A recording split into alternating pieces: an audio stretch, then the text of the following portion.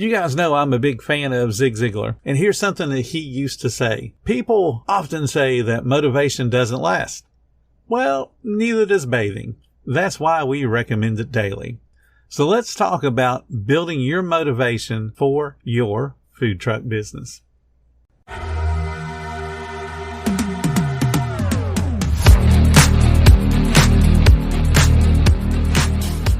Welcome to the 10-Minute Food Truck Training Podcast. My name is Bill Moore. I am a food truck business coach, author of 5 food truck vending books, including Food Truck 101 and Food Truck 201. This podcast is all about helping you start and grow your food truck business. More rewards, more savings. With American Express Business Gold, earn up to $395 back in annual statement credits on eligible purchases at select shipping, food delivery, and retail subscription merchants. Enjoy the benefits of membership with the Amex Business Gold Card. Terms apply. Learn more at americanexpress.com/business-gold. Amex Business Gold Card. Built for business by American Express. We all lose motivation from time to time. When you're feeling unmotivated, try one of these science-backed strategies to help get yourself back on track towards your goals and towards making your food truck the most successful thing you've ever done in your life. Number 1, put your goals on a calendar and then break the work into small steps if necessary. Zig Ziglar used to say, you don't have to be great to start, but you have to start to be great. Put your goals on a calendar. Number 2, make working towards your goals a habit. Keeping with the theme, Ziglar also used to say you can literally force yourself to be courteous and happy and enthusiastic with every single person you meet. After you've forced yourself to do this for enough time, the habit takes over. And the point that he's trying to make is you control the repetitions of working towards the goal. You control doing that enough to create a habit, because when you don't work towards the goal, your brain misses that work, but you got to create that habit first. Number 3, plan for imperfection, because guess what? It's going to happen. Vince Lombardi used to say, perfection is not attainable, but if we chase perfection, we can catch excellence. My all-time favorite chef is Marco Pierre White, and he says, perfection is doing lots of little things right. Mistakes are going to be made. Just get used to it. You're going to mess something up. Some challenge is going to come up that you didn't foresee, and that's no problem. Just tell yourself, big deal. What matters is remembering to work towards your goals, taking those small little steps to achieve the goal. Which takes us to set up small goals. This is number 4. Set up small goals to build momentum. Zig Ziglar says you were born to win, but to be a winner, you must plan to win. You must prepare to win.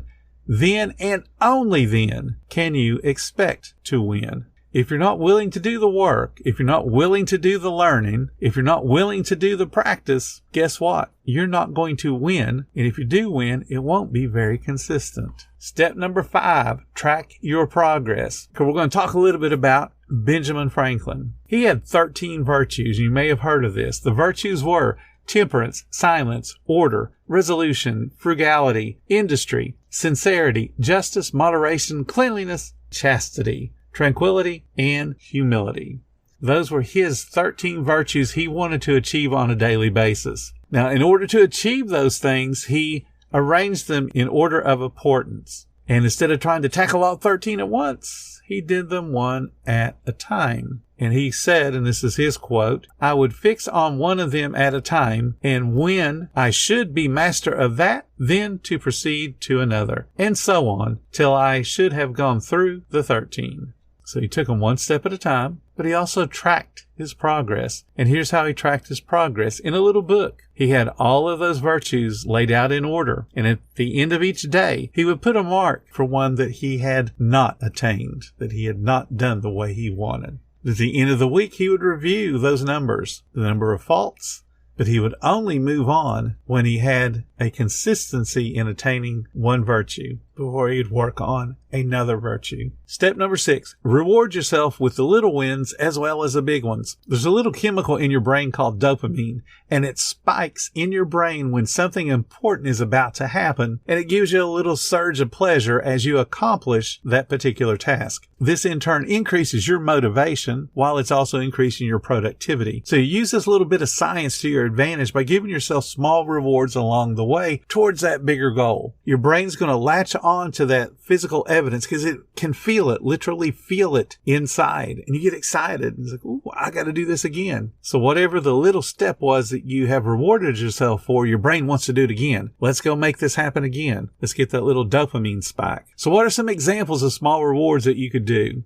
Take yourself out to breakfast. You could read a book that you really thoroughly enjoy that has nothing to do with the food industry, just a nice, relaxing, fictional book, and just read it for 15 to 30 minutes. Just you all by yourself as a little reward. You can make yourself a gourmet dessert, or you could go out and splurge on a fancy dessert. You could buy yourself a new song. You could watch 1 or 2 episodes of your favorite TV show and not feel guilty that you're not working on the food truck. You could actually take a day off, stay at home and do nothing and not feel guilty. Turn off all the screens, your TV and your cell phone, and just sit there and enjoy an hour of doing nothing, just relaxing. You could host a game night with your friends. Bring them on over. Let's have a poker night. Let's have a spades night. Let's play board games. Allow yourself the time to do painting or knitting or sewing or whatever appeals to you. Or you just take a long hot shower and relax. Take a bubble bath. You could just take your car and get it detailed. Just take a little cruise down the highway. You could watch the sunset. You could watch the sunrise. All those are little treats that could kick a little bit of dopamine and say, hey, we need to do this again. We need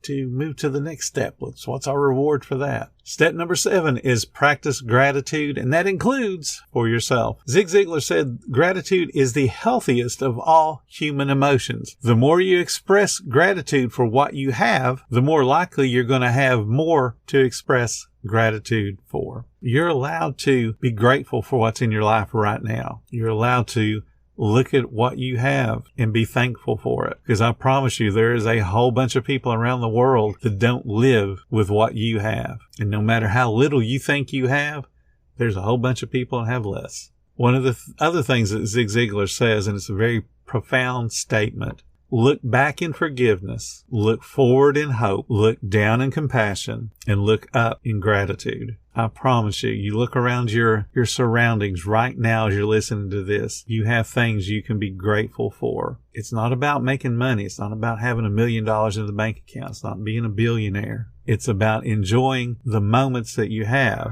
Because at the end of your life, what's going to matter to you and your family is those memories and those moments. It's not going to matter how much money's sitting in that bank account. Number 8, the last one, remember your why. This is your motivation. In Food Truck 101, the book that I wrote a couple of years ago, one of the early chapters talks about figuring out your why. Why do you want to do this business? And in the book, I talk about that why is going to help carry you through the hard times, the difficult times, the rough times, because they are going to happen. But when you have that why, that becomes your motivation. And the why can be different from every single person. You can say, I want to put in $10,000 a month in my bank account because I'm going to send my son to college. I'm going to send my daughter to college. I'm going to pay for a fancy wedding. I'm going to take a cruise. I am going to do something. You could be charitable and say, I would like to put $5,000 a month in charity, and then talk about the different charities. That could be your why. It could be something as simple as my very first why was I wanted to buy a stereo from Sears. Back in the day when everybody had their own stereo with 3-foot tall speakers, that's what I wanted. I had never had a stereo and I wanted to have a stereo. That's why I started the hot dog cart that I did, the hot dog trailer that I did all those years ago. I wanted a stereo from Sears. That was my why. That's why I would work in the restaurant and then I would go in the evening and set up at the park so that I can make enough money to buy that $400 and some odd stereo that I wanted. You have to remember your why, but you got to have the why before you can remember it. So take that time today, find that motivation, find your why. Why am I doing this business? What do I hope to accomplish with this business? And then start to give yourself those little rewards every time you make that step towards that why.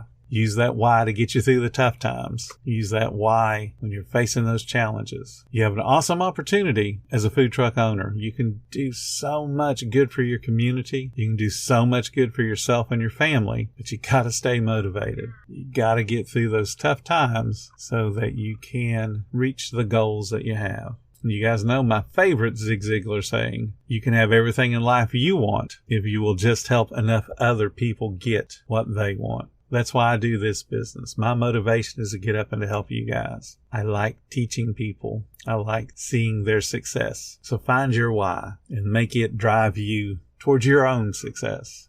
Thank you so much for listening to the 10-Minute Food Truck Training Podcast. If you're finding all the information helpful to your food truck business, please become a monthly supporter of the podcast. Just hit the support button or follow the link in the description. Every little bit does help keep us going. Join our Facebook group. It's called Food Truck Training. We have a whole bunch of awesome members at all different levels, from brand new beginners to decades-old veterans. They've all got your back when it comes to helping you with your food truck. And again, thank you for listening. Come back tomorrow because you know I got plenty more to say when it comes to helping you and your food truck business grow.